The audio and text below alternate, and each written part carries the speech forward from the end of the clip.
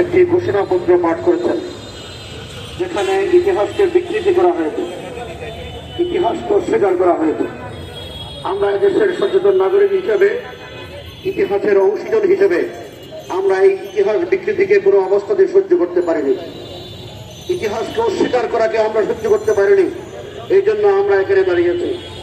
প্রিয় সাংবাদিক বন্ধুগণ, এখানে ফিলহারার হত্যাকে অস্বীকার করা হয়েছে, 2013 সালের শাপলা চত্বরের গণহত্যাকে অস্বীকার করা হয়েছে, কোটা বিরোধী আন্দোলনকে অস্বীকার করা হয়েছে, নিরাপদ সড়ক আন্দোলনকে অস্বীকার করা হয়েছে, 21 সালের মোদী বিরোধী আন্দোলনকে অস্বীকার করা হয়েছে। সর্বশেষ 1947 সালে যদি পাকিস্তান স্বাধীন না হতো, আমার এই বাংলাদেশ কোনোদিন স্বাধীন হতে পারত না। সেই ঐতিহাসিক 47কে অস্বীকার করা হয়েছে। সুতরাং ইতিহাস বিকৃতির এই আয়োজন আমরা কোনো অবস্থাতে মেনে নিতে পারি না। আমরা লক্ষ্য করছি, এই ঘোষণাপত্র প্রণয়নে আওয়ামী ষড়যন্ত্র এবং ভারতীয় ইন্ধন রয়েছে।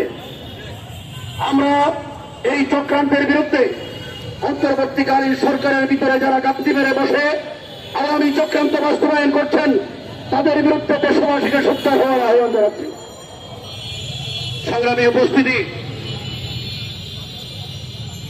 আমরা সরকারের কাছে দাবি করছি,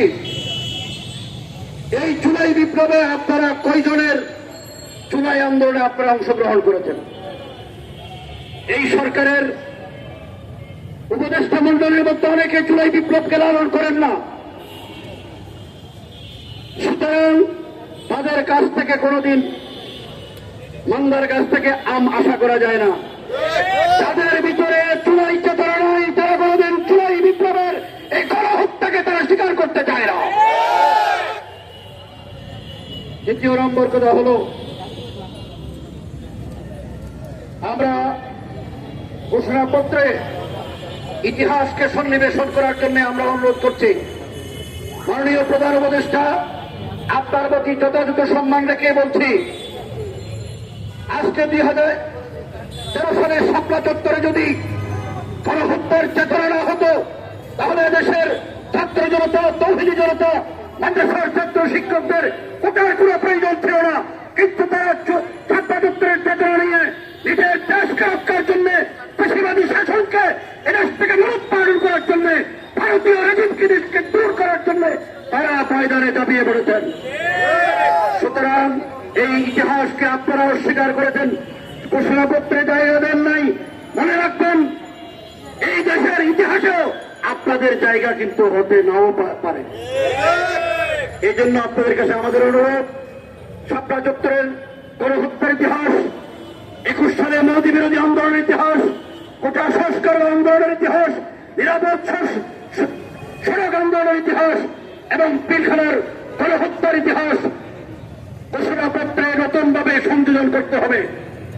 এই ঘোষণাপত্র নতুনভাবে তৈরি করে জাতির সামনে উপস্থাপন করতে হবে।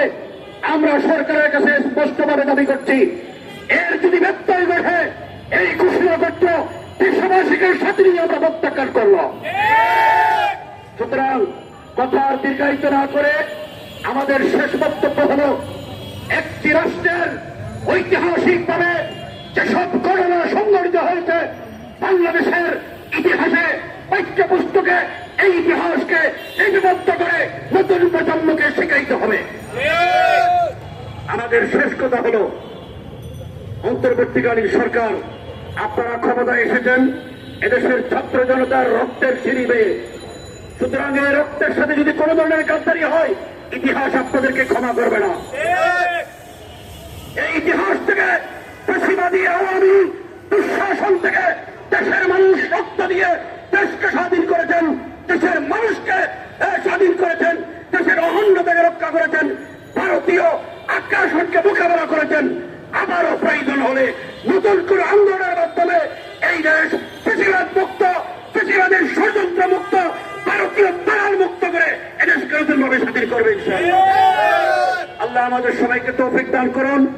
আজকে যারা এই যত সংবাদ সম্মেলনের আয়োজন করেছেন, সবাইকে আন্তরিকভাবে মোবারকবাদ জানাই, গণতান্ত্রিক আন্দোলনকে মোবারকবাদ জানাই।